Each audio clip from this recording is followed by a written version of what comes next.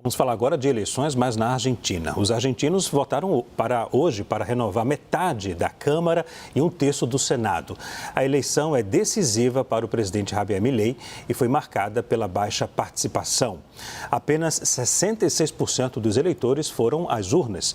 Foi o menor comparecimento em eleições legislativas desde a redemocratização do país. A nossa correspondente, a Luciana Tadeu, tem as informações ao vivo para a gente. Boa noite, Luciana. Oi, Leandro, boa noite para você, para todos que nos acompanham. Então, uma baixa participação, 66%. Esse é o menor dado registrado em eleições legislativas desde 1983, que marcou o fim da ditadura argentina. O índice mais baixo até então, desde então, tinha sido registrado em 2021, quando a participação chegou a 71,39%.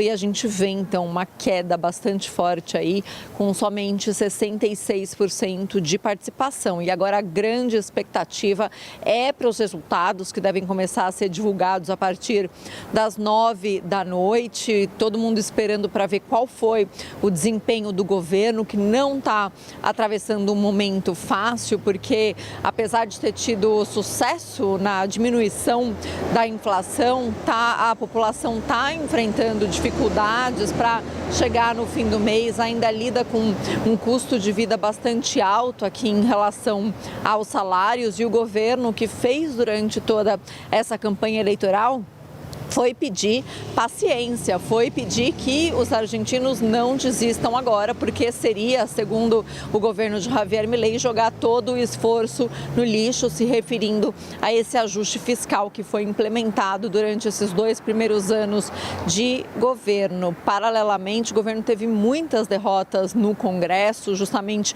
por não ter uma representação expressiva. De fato, o Congresso aprovou leis que o governo afirmou que atentavam contra o equilíbrio fiscal, que são leis que aumentavam o financiamento para universidades públicas, que aumentavam recursos para hospitais pediátricos e para pessoas com deficiência. E o governo que afirmava que, sem explicar de onde viriam esses recursos, isso atenta contra o equilíbrio fiscal e a política do governo de lutar contra o déficit fiscal. Então, o governo vetou essas leis aprovadas pelo Congresso, mas justamente por não ter uma maioria no Congresso, o Congresso acabou derrubando o veto do governo. Então, esses últimos meses foram marcados por esse embate com Javier Milei, chamando o Congresso de destituinte e pedindo, então, para a população ir votar para aumentar a sua governabilidade nesses 2 anos que faltam para terminar o mandato de Milei. Paralelamente às dificuldades econômicas enfrentadas pela população,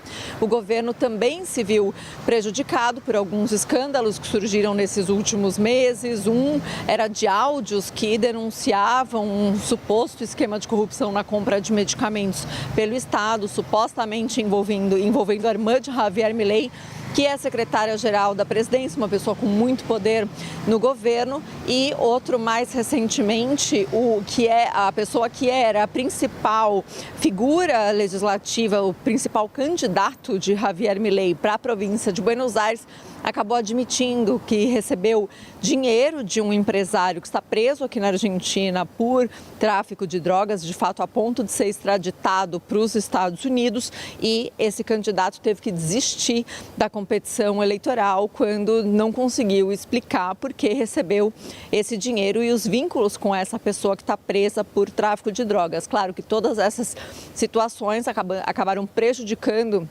a imagem do governo de Javier Milei, porém que chega otimista, está muito otimista com essas eleições e agora na expectativa de ver qual foi o seu desempenho nas urnas desse domingo. Leandro.